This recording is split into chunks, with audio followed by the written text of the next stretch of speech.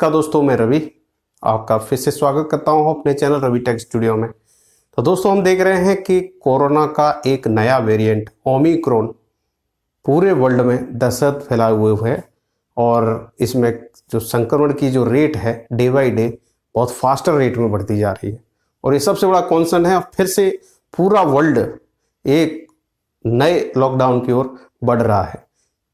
तो आज के वीडियो में मैं ओमिक्रॉन के बारे में बताने वाला हूं कि ओमिक्रॉन क्यों डिफरेंट है पिछले के सारे जितने भी हमने म्यूटेशन देखे कोविड के, उससे ये किस मामले में डिफरेंट है और हमें क्या क्या सावधानी बरतनी चाहिए और कैसे हम पता कर सकते हैं कि whether we are infected with Omicron और are we infected still with the Delta variant. क्योंकि डेल्टा वेरिएंट अभी कंप्लीटली एलिमिनेट नहीं हुआ था, उसके भी केसेस बहुत फास्टर रेट में बढ़ रहे हैं और हम देख रहे हैं डे बाई डे केसेस बहुत ही ट्रिमेंडस वे में बढ़ते जा रहे हैं और जो कि बहुत ही बड़ा कंसर्न है पूरे वर्ल्ड के लिए। तो ये ओमिक्रॉन पहली बार जो नोटिस किया गया, पहली बार रिपोर्ट किया गया 24 नवंबर 2021 को, जब उससे पहले हमारा पूरा वर्ल्ड दोबारा से ओपन हो रहा था और सारी चीजें ओपन हो गई थी, सारे देश अपने रोजमर्रा की चीजों में लग गए थे, सारे लोग अपने अपने ऑफिस जाना स्टार्ट कर गए थे। उसी दौरान ये बहुत ही shocking news I.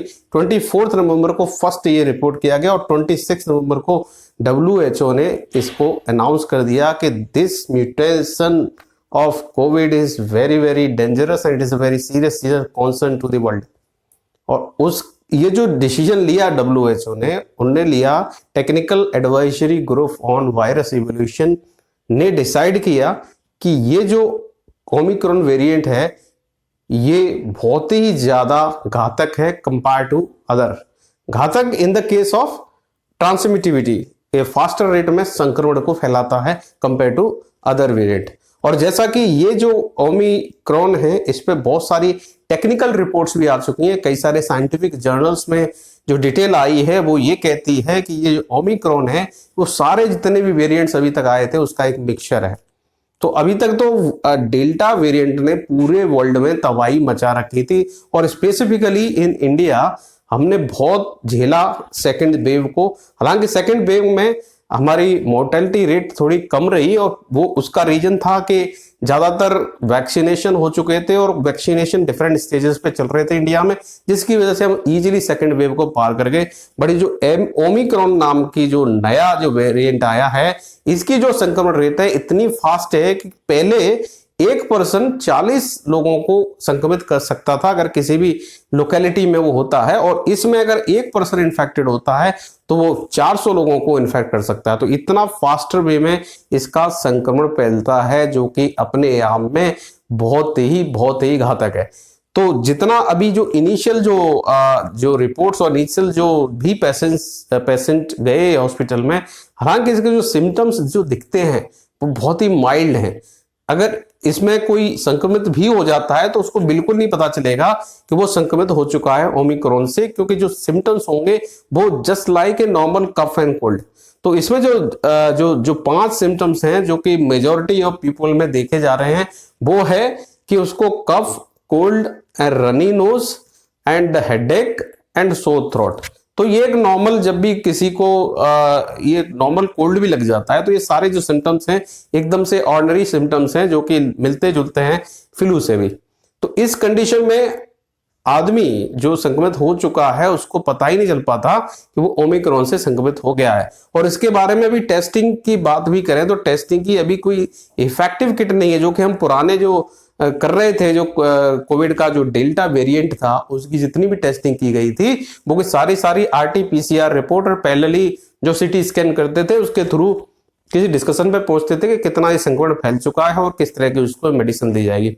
But Omicron के केस में जितने भी अभी तक ये देखे जा रहे हैं इसका प्रॉपर टेस्टिंग नहीं हो पा रहा है और पता नहीं चल पा रहा है एग्जैक्टली कि ये जो पर्सन है वो वाकई में ओमिक्रॉन से संक्रमित हो गया है या नहीं। जितने भी अभी जो केस रिपोर्टेड हुए हैं इंडिया में वो ज्यादातर जो है डेल्टा वेरिएंट्स के हैं, जो कि ऑलरेडी जो पहले से एग्जिस्ट था 2021 में, जो अप्रैल के बाद बहुत फास्टर रेट में बढ़ा था, उसके दोबारा से उसने सर उठाना स्टार्ट कर दिया। वो सारा जो इफेक्ट हुआ एकदम से जब लॉकडाउन में रिलैक्सेशन हुआ, सारी चीजें ओपन हुई, कॉलेजेस यूनिवर्सिटी ओपन हुए और साथ साथ में सारी इंडस्ट्री जब ओपन हुई तो उसका ये क्यूमुलेटिव इफेक्ट है कि उसके भी केसेस बढ़ रहे हैं, साथ साथ ओमिक्रॉन के केसेस भी बढ़ रहे हैं।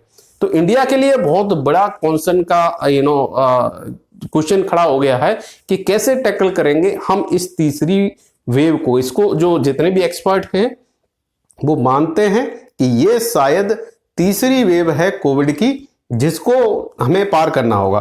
हालांकि एक खुशखबरी ये भी है कि इंडिया में जो जिस लेवल का वैक्सीनेशन हुआ है वो अपने आप में एक कमेंडेबल जॉब है, जो कि गवर्नमेंट ने बेहद अच्छे तरीके से निपटाया। और मैं तो कहूंगा कि जिस रेट से यहाँ पे वैक्सीनेशन हुआ है पूरे वर्ल्ड में ये काबिले तारीफ है।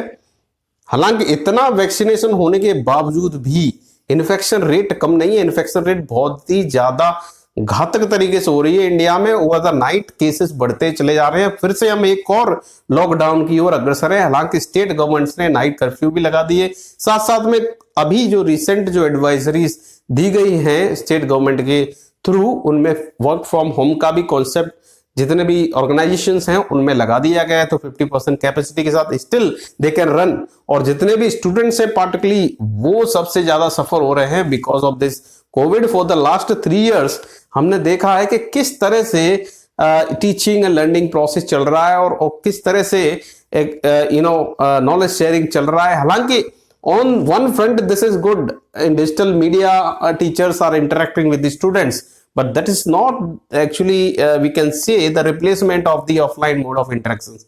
So वो अपनी तरफ है, बड़े सीनियर क्लासेस के बच्चे तो मैनेज कर लेंगे। सबसे बड़ा जो एजुकेशन पे जो इम्पैक्ट हुआ है वो छोटे बच्चों को लेके है, जो कि प्राइमरी एजुकेशन में चल रहे हैं, वो फेमिलियर नहीं है ऑनलाइन क्लासेस लेने के। तो उन बच्चों की जो एजुकेशन पे इम्पैक्ट हुआ है वो बहुत ही ज्यादा उसका जो मैं कहूं कि असर आने वाले सालों में हमें दिखेगा। कि जो फॉर्मेटिव ईयर्स होते हैं प्राइमरी एजुकेशन, उसमें अगर थोड़ा सा भी व्यवधान आ जाता है तो उसका असर लॉन्ग टर्म पर हमें दिखाई देता है। तो ओवरऑल ये तो वर्ल्ड के लिए बहुत बड़ा घातक है। अगर जिंदा रहेंगे तो डेफिनेटली आगे एजुकेशन भी चलेगी और चीजें भी हमारी चलती रहेंगी, क्योंकि हमने देखा है कि सेकेंड वेव में हमने कई सारे अपने जाने पहचाने चेहरों को खो दिया बिकॉज ऑफ दिस कोविड। और ये जो ओमिक्रॉन है, हालांकि इसके लक्षण बहुत ही माइन्यूट बताए जा रहे हैं, जितने भी अभी तक जो केसेस आए हैं तो जो उनके लक्षण हैं जो बहुत ही माइन्यूट हैं। जबकि डेल्टा वेरिएंट की बात करते थे तो उसमें जो लक्षण थे उसको आते आते में 14 डेज लगते थे, 10 दिन के बाद में उसके सिम्टम्स दिखाई देते हैं। बट ओमिक्रॉन में क्या हो रहा है कि विद इन 3 days इसके सारे सिम्टम्स खुल के आ जाते हैं सामने में। और अगर इस पर कोई ध्यान नहीं देगा, अगर कोई समझे कि नहीं यार आई एम वेरी फाइन, तो उससे काम नहीं चलने वाला है। कि हो सकता है कि ये जो माइल्ड सिम्टम्स हैं वो इतने बढ़ जाएं कि आदमी की डेथ भी हो सकती है इसमें। हालांकि अभी तक कोई डेथ इससे रिपोर्टेड नहीं हुई है, बट जो साइंटिफिक स्टडीज हैं वो ये कहती हैं कि अगर इसको प्रॉपर तरीके से टेस्ट नहीं किया गया और हमने इसको हल्के में लिया तो it can also lead to death of that particular person. और अगर वो बच भी गया तो लॉन्ग टर्म जो इसके पोस्ट सिम्टम्स हैं वो उसको एक्सपीरियंस करने पड़ेंगे, वो कि बहुत लंबे टाइम तक होंगे। तो इस वेरिएंट के बारे में बता दूं, इसका जो म्यूटेशन जो आया है ओमिक्रॉन, वो उसको नाम दिया गया है साइंटिफिक B1.1.529। तो ये उसका एक वेरिएंट है और इसके बारे में जो WHO कह चुका है कि इसके कई सारे म्यूटेशंस बन सकते हैं। हालांकि इसका ओरिजिन बताया जा रहा है कि साउथ अफ्रीका से ओरिजिनेट हुआ है, जहां डेल्टा वेरिएंट को इंडिया से कनेक्ट कर दिया गया था। तो ये डिफरेंट वेरिएंट्स हैं जो कि एक के बाद एक अपना रूप बदलते चले जा रहे हैं। तो कोविड कंप्लीटली वर्ल्ड से इलिमिनेट नहीं हो पा रहा है। हालांकि सरकारें पूरी कोशिश कर रही हैं कि इसको एलिमिनेट किया जाए। उसमें लोकल जो वहां की जो रेजिडेंट्स हैं, चाहे इंडिया की बात करें या ग्लोबली, सब कॉपरेट कर रहे हैं। इतना कॉपरेट होने के बावजूद भी कंडीशन ये है कि जब भी रिलैक्सेशन होता है तो फिर से ये ओमिक्रॉन या कोई और म्यूटेशन निकल के सामने आ जाता है, which is really a serious concern for the entire world. तो जैसे कि अगर मैं कंपैरिजन करूं डेल्टा वेरिएंट और जो अभी ओमिक्रॉन जो वेरिएंट जो रिसेंटली अब मच मोर टॉक उस पे हो रही है कि Omicron is like having capacity और capability of higher rate of transmissibility across the globe. So इसमें जो संक्रमण की जो रेट है is very fast. Compare to the earlier variant. But अगर सिम्टम्स की बात करें तो सिम्टम्स इसमें बहुत ही ज्यादा नॉर्मल है, जो मैं अभी आपको एक्सप्लेन कर चुका हूं कि पता ही नहीं चलता है कि whether we are infected with Omicron और नॉट। जबकि डेल्टा वेरिएंट में क्या होता था कि जितने भी 50 to 75% मामले ऐसे थे जहां पे 3 सिम्टम्स पाए जाते थे, headache, fever and loss of taste and smell. अगर लॉस ऑफ टेस्ट और स्मेल होता था तो इमीडिएटली हमको डैम श्योर हो जाता था कि we are infected with this. और अगर हेडेक एंड फीवर कंटिन्यूसली 4 दिन से ज्यादा चलता था तो उस कंडीशन में it was damn sure you are infected with the Covid. So immediately जब भी आप रिपोर्ट के लिए जाते थे 4 दिन बाद तो रिपोर्ट आपको पॉजिटिव मिलती थी, और यही हुआ था मोस्टली केसेस में। बट ओमिक्रॉन के मामले में ये चीजें नहीं खुल के दिख पा रही हैं। जो भी दिख रहा है वो क्लियरली है कि माइल्ड सिम्टम्स हैं, और माइल्ड सिम्टम्स जैसे ही आपको आते हैं तो अभी तो इतना ज्यादा एसेंशियल हो गया है, अगर आपको नॉर्मल कफ एंड कोल्ड भी हो जाता है तो आपको बहुत ही सतर्क हो जाना चाहिए और तुरंत जाना चाहिए और आपकी टेस्ट करवाने चाहिए, शायद आप इन्फेक्टेड हो चुके हो किसी भी म्यूटेशन से जो कि कोविड के चल रहे हैं। कई सारे म्यूटेशंस आए थे। फर्स्ट वेव में इतना ज्यादा इंपैक्ट नहीं हुआ इंडिया में, सेकंड वेव में बहुत ज्यादा इंपैक्ट था इसका, क्योंकि फास्टर रेट में फैला था और नंबर्स बहुत ज्यादा राइज हुए थे। अभी जो ओमिक्रॉन आया है अभी रिसेंटली, पहले it is associated with delta variant, तो इसमें भी नंबर्स बहुत फास्टर रेट से ग्रो कर रहे हैं। सारे मेट्रोपॉलिटन सिटीज, चाहे आप ले लो मुंबई या आप लो दिल्ली ले लो, you can go to Kolkata as well, if you can take an example of Chennai as well। तो यहाँ मतलब केसेस ट्रिमेंडस वे में बढ़ रहे हैं। हालांकि सरकारें भी अपनी तरफ से उचित कार्यवाही ले रही हैं, उचित स्टेप्स ले रहे हैं, फिर भी still there is a question mark in front of all of us। Are we really cooperating? Are we really following all the procedures, all the SOPs set up by the central government and state government? तो ये हम अपने आप से question करना चाहिए। ये सरकार की अकेली जिम्मेदारी नहीं है कि वो आपको फोर्स करके सारे रूल्स बनवाए, हमें भी एज ए कॉन्सर्न सिटीजन कुछ स्टेप्स लेने चाहिए। तो मेरा तो सबसे एक ही आग्रह रहेगा कि दोस्तों अपने आप को बचाओ। अगर हमने अपने आप को बचा लिया तो देश अपने आप बच जाएगा। अपने आप को बचाओ, अपने फैमिली मेंबर्स को बचाओ, और जो भी SOPs अभी तक आपने लर्न किए हैं, जो भी चीजें आपने with in next means back 2 years में आपने जो सीखा है इस कोविड के मामले में, और क्या हाइजीन समय मेंटेन करनी है और क्या क्या स्टेप्स लेने हैं, वो सारे के सारे हमें लेने चाहिए बिल्कुल।